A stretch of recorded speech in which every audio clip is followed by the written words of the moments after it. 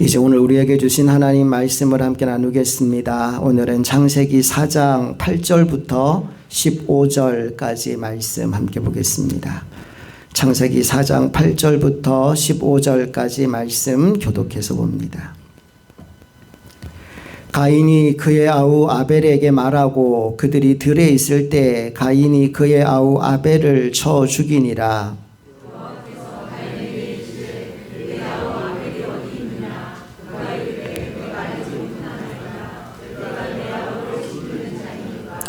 이르시되 내가 무엇을 하였느냐? 내 아우의 핏소리가 땅에서부터 내게 호소하느니라.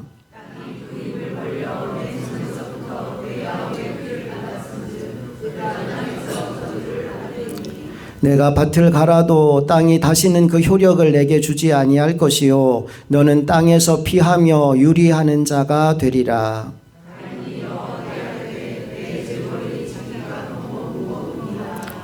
주께서 오늘 이 진면에서 나를 쫓아내시온즉 내가 주의 낯을 배웁지 못하리니 내가 땅에서 피하며 유리하는 자가 될지라. 무릇 나를 만나는 자마다 나를 죽이겠나이다.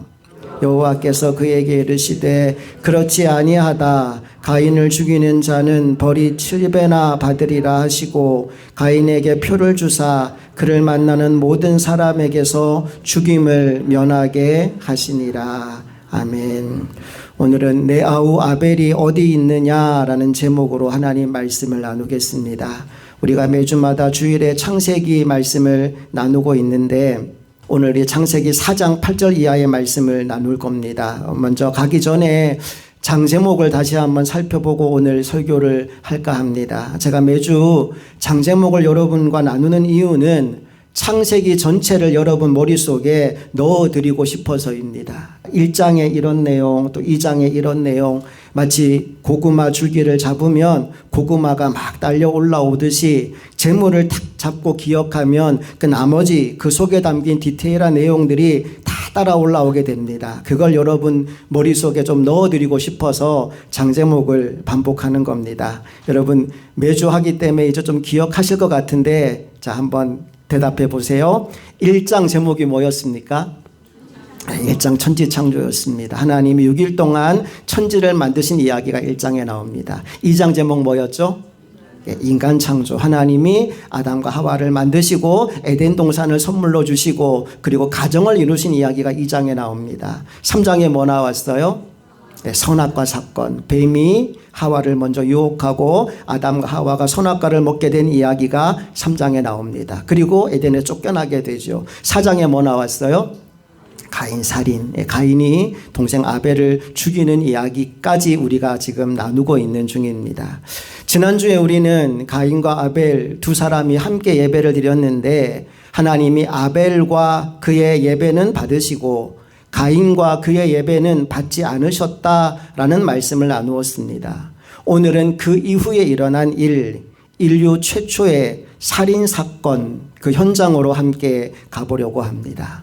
먼저 7절 말씀으로 다시 돌아가 보면 가인이 아벨을 죽이기 전에 하나님이 가인에게 당부한 말이 하나 있었어요. 그게 무엇이었는지 먼저 확인해 보겠습니다. 4장 7절 다 같이 시작. 내가 선을 행하면 어찌 낯을 들지 못하겠느냐. 선을 행하지 아니하면 죄가 문에 엎드려 있느니라. 죄가 너를 원하나 너는 죄를 다스릴지니라. 여기 죄가 문에 엎드려 있다라는 것은 맹수가 사냥을 하기 위해서 웅크리고 있는 모습을 떠올리면 된다 그랬어요. 틈을 보고 있다가 잡아먹으려고 죄가 지금 숨을 죽이고 기다리고 있다는 겁니다. 하나님이 가인에게 지금 너의 상태가 그러하다라고 말씀하시면서 마지막에 이런 당부를 하셨어요. 죄가 너를 원하나 너는 죄를 다스릴지니라. 죄 짓고 싶은 마음이 간절하겠지만 끊임없이 유혹이 올라오겠지만 죄와 싸워라. 피 흘리기까지 죄와 싸워라. 악에게 지지 말고 선으로 악을 이겨라. 하나님이 간절한 마음으로 가인에게 이런 당부를 하신 겁니다. 그런데 안타깝게도 가인이 그 하나님의 마지막 당부의 말씀을 따르지 않아요. 8절 말씀으로 가보겠습니다. 시작. 가인이 그의 아우 아벨에게 말하고 그들이 들에 있을 때 가인이 그의 아우 아벨을 쳐 죽이니라. 말씀에 가인이 그의 아우 아벨에게 말하고 라고 되어 있는데 어떤 말을 했을까요? 세번역 성경을 보니까 그 내용이 이렇게 나옵니다. 우리 세번역 성경으로 한 번 더 읽어볼게요. 시작. 가인이 아우 아벨에게 말하였다. 우리 들로 나가자. 그들이 들에 있을 때 가인이 그의 아우 아벨을 쳐 죽였다. 여러분, 이 말씀이 우리에게 들려주는 게 뭐냐 하면 이 살인은 우발적으로 일어난 사건이 아니고 철저하게 계획된 살인이라는 것을 우리에게 확인시켜 주는 겁니다. 이제 가인이 들에 나가서 주위를 둘러봅니다. 그리고 아무도 보는 사람이 없다는 걸 확인하자마자 동생 아벨을 쳐 죽였어요. 그리고는 땅에 암매장을 했습니다. 여러분, 그런데 여기서 우리가 놓치지 말아야 할 것 한 가지가 있습니다. 그것이 뭐냐 하면 도대체 왜 이 사건이 벌어지게 되었을까? 가인은 왜 아벨을 죽일 수밖에 없었을까? 다시 말해 살인의 이유입니다. 여러분, 왜 가인이 아벨을 죽였나요? 놀랍게도 그 이유가 예배 때문입니다. 하나님이 자신의 예배는 받지 않고 아우인 아벨의 예배만 받았다고 하는 것이 살인의 동기였다는 겁니다. 여기서 우리가 알게 되는 한 가지, 예배가 얼마나 소중하냐라는 사실입니다. 오늘 여러분에게 묻고 싶은 질문이 있습니다. 여러분은 가인의 예배를 드리고 있습니까? 아니면 아벨의 예배를 드리고 있습니까? 매주 우리가 드리는 예배가 하나님이 기뻐 받으시는 거룩한 산제사가 되었으면 좋겠습니다. 그냥 뜰만 밟고 돌아가는 사람들이 아니라 정말 하나님을 만나고 하나님의 말씀을 받고 그 말씀으로 변화되는 삶을 살아가는 하나님의 종들이 다 될 수 있기를 간절히 바랍니다. 오늘날 교회가 부흥하는 길은 다른 거 없어요. 진짜 예배를 드리는 겁니다. 교회가 많다고 해서 모든 교회가 다 진짜 예배를 드리는 거 아닙니다. 교인의 숫자가 많다고 해서 그 교회가 모두 진짜 예배를 드리고 있는 것도 아닙니다. 우리가 진짜 예배를 드리면 우리에게서 향기가 나고 귀신이 떠나가고 성령이 임하고 기적이 나타나고 하나님의 영광이 나타나게 됩니다. 아벨은 성경에 나오는 최초의 순교자였습니다. 그는 예배 때문에 순교했습니다. 여러분, 예배는요, 순교할 만큼 중요합니다. 우리가 순교할 각오로 예배를 드리면 하나님이 그 예배를 받으시고 복을 주시는 줄로 믿습니다. 9절 말씀, 다 같이 9절 시작. 여호와께서 가인에게 이르시되 내 아우 아벨이 어디 있느냐? 그가 이르되 내가 알지 못하나이다. 내가 내 아우를 지키는 자니까. 지난번에도 말씀드렸지만 하나님은 인간이 죄를 지었다고 해서 그 인간을 포기하지 않습니다. 그에게 회개와 회복의 은혜를 주시고 싶어 하십니다. 그래서 하나님은 죄 지은 인간을 찾아오십니다. 오늘도 하나님은 저와 여러분을 찾아오실 줄로 믿습니다. 아담이 선악과를 먹었을 때 하나님이 아담을 찾아오셨지요. 그리고 그에게 이렇게 묻습니다. 아담아, 내가 어디 있느냐? 이 질문은 하나님이 아담이 어디 있는지 몰라서 물었던 질문이 아니라고 했습니다. 아담아, 네가 왜 거기에 있느냐라는 거예요. 네가 왜 지금 거기에 숨어 있느냐라는 겁니다. 오늘 동생을 살해한 가인을 찾아오신 하나님은 동일하게 가인에게 이런 질문을 던집니다. 가인아, 내 아우 아벨이 어디 있느냐?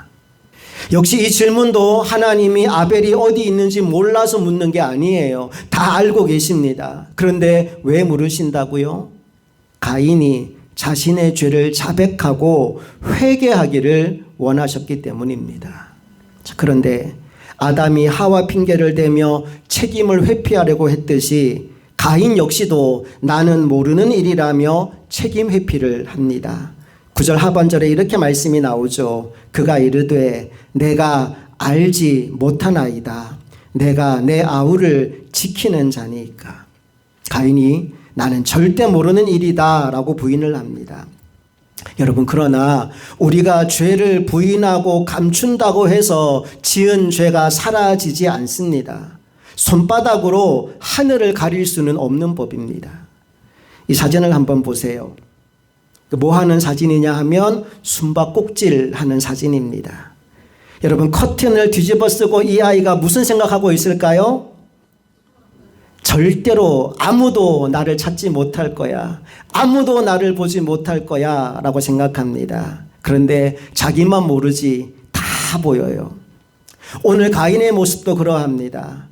가인은 하나님이 못 보신 줄 알고 되지도 않는 변명을 널어놓았지요. 내가 알지 못하였나이다. 그리고 한술 더 떠서 이렇게 말합니다. 내가 내 아우를 지키는 자니까. 마치 방귀 낀 사람이 성을 낸다고 지금 가인이 하나님께 짜증 섞인 대답을 하고 있는 겁니다.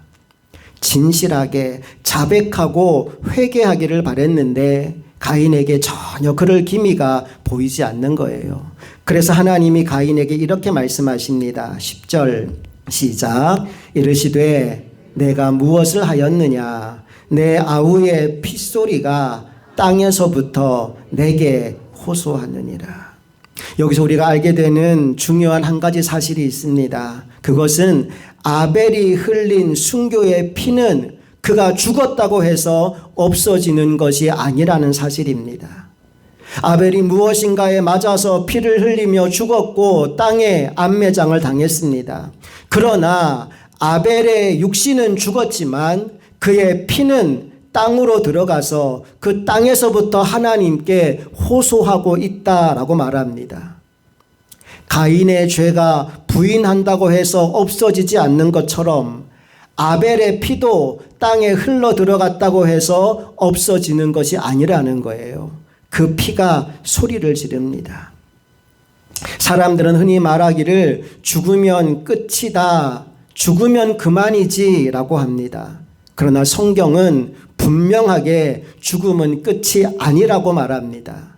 히브리서 9장 27절 다 같이 읽어볼게요. 시작. 한 번 죽는 것은 사람에게 정해진 것이요 그 후에는 심판이 있으리니. 죽음이 끝이 아니래요. 그 후에는 심판이 있습니다. 그 심판의 결과 의인은 영생에, 죄인은 영벌에 처하게 되는 겁니다. 오늘 저와 여러분이 죽는 날까지 예수 잘 믿어서 영생을 맛보며 주 안에 살아가는 하나님의 백성들이 될 수 있기를 간절히 소망합니다. 자, 이제 살인자 가인에게 어떤 형벌이 내려지게 되는지를 함께 살펴보겠습니다. 11절 12절 다 같이 읽습니다. 시작.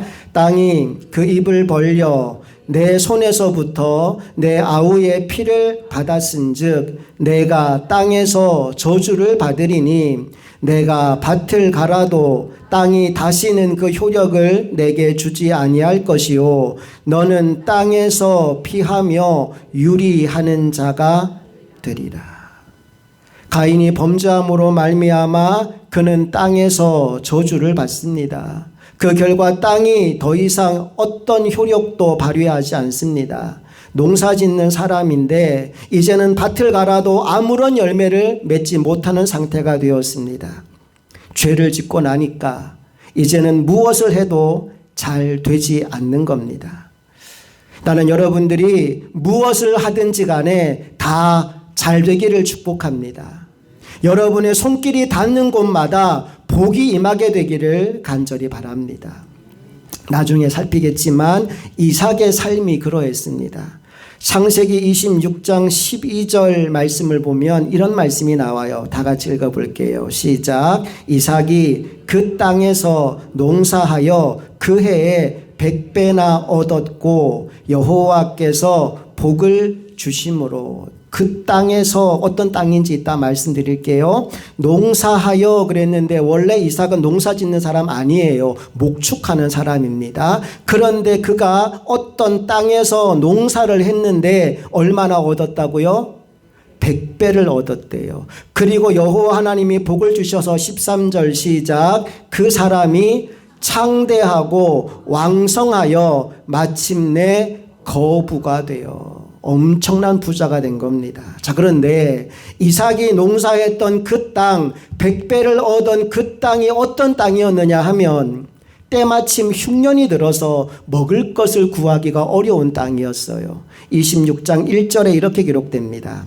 다 같이 시작. 아브라함 때 첫 흉년이 들었더니 그 땅에 또 흉년이 들매 이삭이 그랄로 가서 블레셋 왕 아비멜렉에게 이르렀더니, 아까도 말씀드렸지만 이삭은 농사 짓는 사람 아니에요. 목축하는 사람이에요. 그래서 흉년에 먹을 것이 없으니까 먹을 것을 구하기 위해 그랄 땅으로 갔습니다. 그런데 2절이 이렇게 이어집니다. 시작. 여호와께서 이삭에게 나타나 이르시되 애굽으로 내려가지 말고 내가 내게 지시하는 땅에 거주하라. 원래 이삭의 계획은 애굽까지 내려가서 먹을 것을 구하는 게 이삭의 계획이었던 것 같아요. 그런데 하나님이 말씀하십니다. 거기까지 가지 말고 내가 너희에게 지시한 땅에 거주해라 말씀합니다. 그래서 이삭이 하나님이 있으라고 하신 땅에서 생전 처음 뭐 했다고요? 농사를 지었다고요. 농사 전문가도 아니고 농사 초보자입니다. 한 번도 농사 지어본 적 없는 사람이 농사를 지었는데 그 흉년의 때 몇 배를 거두었다고요? 100배의 결실을 거두어서 거부가 되었다라고 말씀하는 겁니다. 오늘 하나님께 순종하는 삶을 살아감으로 이 복을 누리는 저와 여러분 모두가 되기를 간절히 바랍니다. 가인에게 내려진 첫 번째 벌이 뭐였느냐 하면요, 땅이 저주를 받아서 어떤 농사를 지어도 안 되는 벌이었어요. 두 번째 받은 벌은 뭐냐? 땅에서 피하여 유리방황하는 삶을 살게 되었다는 겁니다. 너는 땅에서 피하며 유리하는 자가 되리라. 어디에도 마음 놓고 정착할 수 없는 방황의 삶을 살게 될 것이다 라고 하나님이 말씀한 겁니다. 이제 그 말씀을 듣고 가인이 하나님께 이런 대답을 합니다. 13절 시작. 가인이 여호와께 아뢰되 내 죄벌이 지기가 너무 무거우니이다. 어찌 보면 가인이 굉장히 뻔뻔한 태도를 보이는 것 같아요. 살인죄를 저질러 놓고 지금 제가 받는 벌이 너무나 중합니다 라는 말을 하는 거잖아요. 요즘도 이런 사람들을 볼 때가 가끔 있어요. 예를 들어 음주운전을 해서 많은 사람을 죽게 한 사람이 10년 혹은 20년 구형을 받고 나서 항소를 하는 거예요. 내 죄벌이 지기가 너무 무거우니이다 그러면서 재심 청구를 하는 겁니다. 그걸 볼 때 가족을 잃은 피해자들의 마음이 얼마나 찢어지게 되겠습니까? 하나님, 제가 정말 죽을 죄를 지었습니다. 저는 죽어도 쌉니다. 차라리 죽여주십시오. 이 정도는 해야 될 것 같은데 가인은 여전히 자기 목숨 하나 부지하는 일에만 관심이 있어요.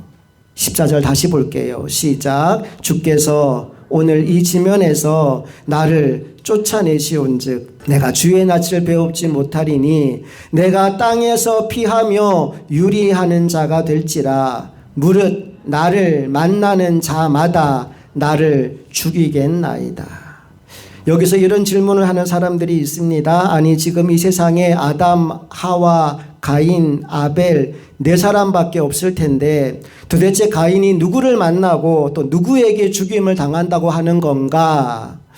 물론 이 질문에 대해서 성경은 대답하지 않습니다. 그렇기 때문에 우리가 그 답이 뭔지 정확하게 알 수는 없어요. 자, 그런데 우리가 한번 이런 생각을 해보면 될 것 같아요. 하나님이 아담과 하와에게 제일 먼저 주신 복이 뭐였지요? 생육하고 번성하여 땅에 충만하라는 거예요. 다른 말로 바꾸면 자식 많이 낳고 잘 살아라. 그게 하나님이 주신 명령이었습니다. 자, 그리고 선악과를 먹은 후에 하와에게 내려진 벌은 뭐였습니까? 지금까지는 아니었지만 이제부터는 아기를 낳을 때 뭐가 찾아온다고요?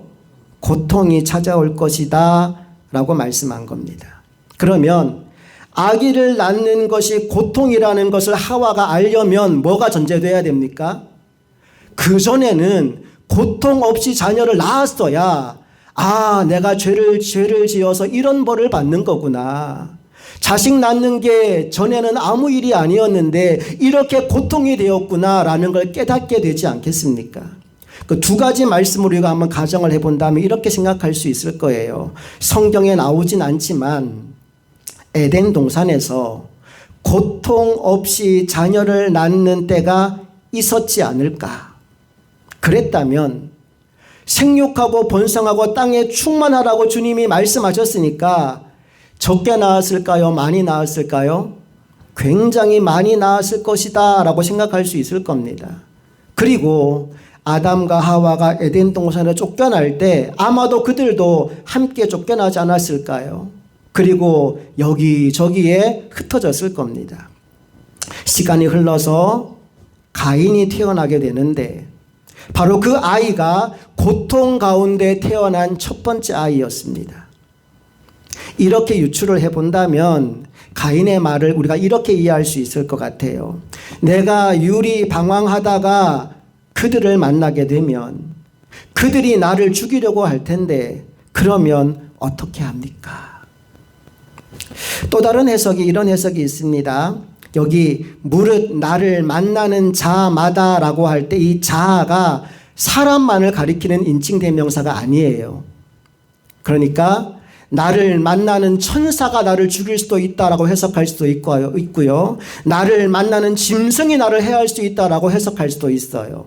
우리는 자라고 되어 있으니까 사람만 떠올리는데 이 인칭대명사는 사람만 가리키는 건 아니기 때문에 누군가 제3자가 나를 죽일 수도 있다. 그래서 천사일 수도 있고 짐승일 수도 있다라고 해석할 수도 있습니다. 어찌 되었든 간에 가인은 두려웠어요.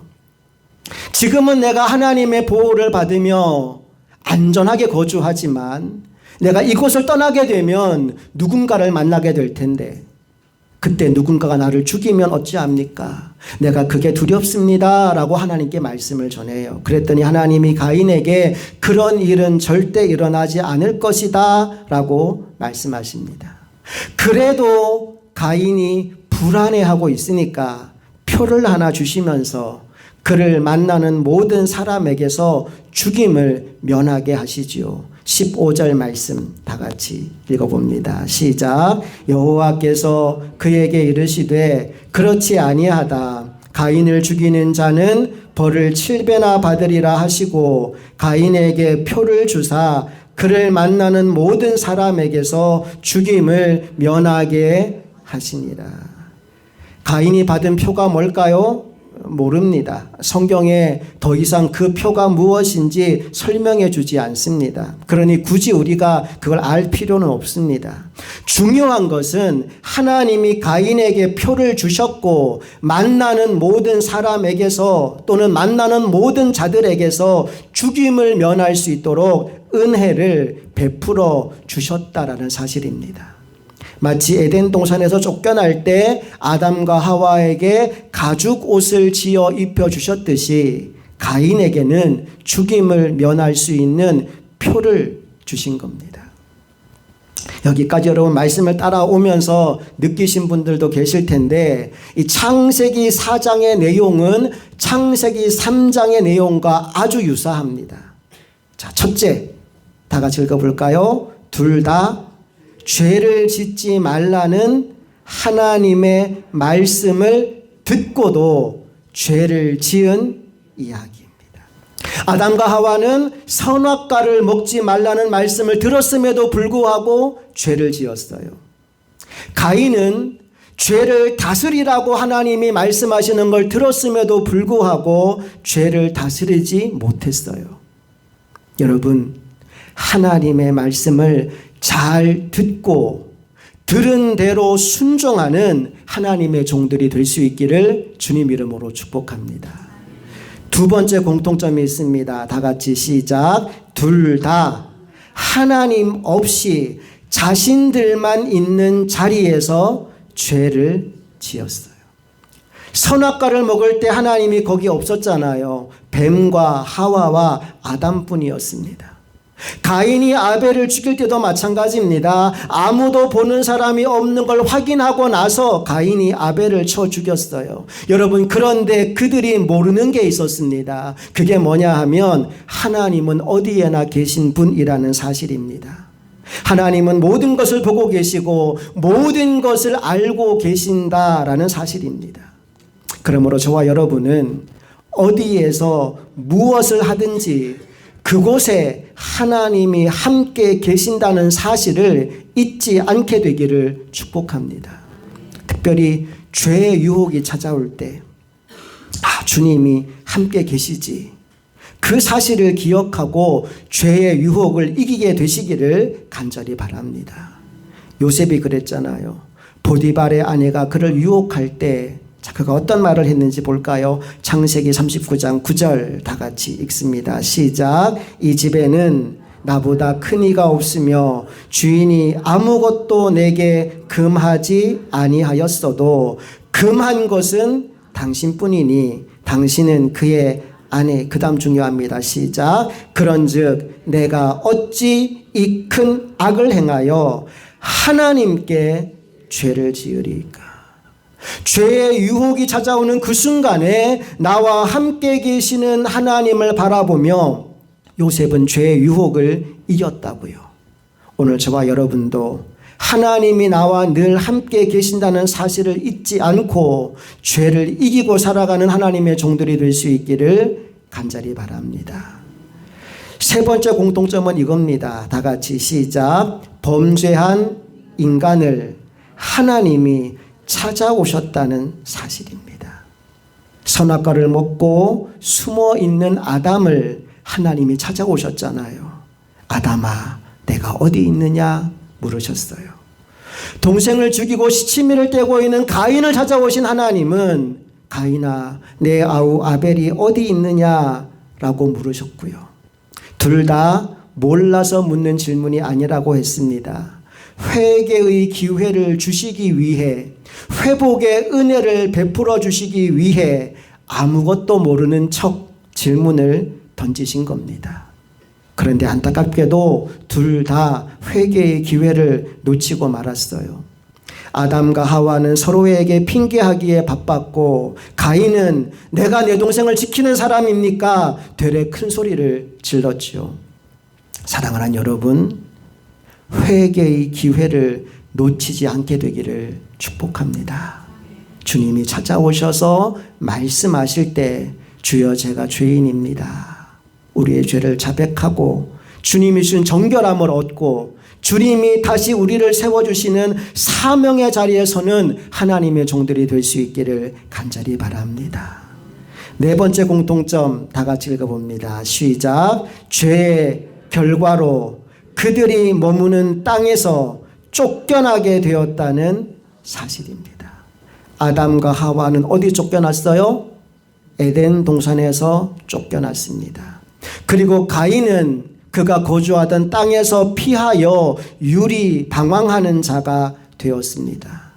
뭘 말씀해 주시는 거냐 하면 죄에 대해서는 반드시 심판이 있다는 겁니다. 여러분, 그 사실을 기억하고 죄를 멀리하는 하나님의 종들이 되었으면 좋겠습니다. 그런데 말씀을 보니까 심판만 있는 게 아니에요. 마지막 다섯 번째 뭐가 있나요? 다 같이 시작. 죄인에게 베푸시는 하나님의 은혜가 있습니다. 아담과 하와에게는 가죽 옷을 지어 입혀주셨고 가인에게는 죽임을 면할 수 있는 표를 주셨습니다. 하나님은 공의의 하나님이시지만 동시에 사랑의 하나님이십니다. 그 하나님의 사랑이 오늘도 저와 여러분을 향해 있습니다. 그 사랑과 은혜를 온전히 누리며 살아가는 하나님의 자녀들이 다 되실 수 있기를 주님 이름으로 축복합니다. 함께 기도하시겠습니다. 좋으신 아버지 하나님, 오늘 가인의 살인사건 그 현장으로 우리를 데려가셔서 오늘 우리가 어떤 삶을 살아야 하는지를 깨닫게 하시니 감사합니다. 가인만 죄를 짓고 사는 것이 아니라 오늘 우리들도 수많은 죄를 짓고 살아갑니다. 그 죄를 감추고 숨기고 아무렇지 않은 척 살아가는 사람이 아니라 오늘 주님 앞에 나와서 주님 말씀 앞에 믿음으로 반응하고 주님이 내게 나의 죄에 대해서 지적하고 알게 하실 때 온전히 순종하고 자백함으로 말미암아 정결함을 얻게 하시고 주님이 세워주시는 사명의 자리에서 말씀에 순종하는 인생이 되어 하나님이 주는 복을 온전히 누리며 살아가는 하나님의 종들 다 되게 하여 주시옵소서.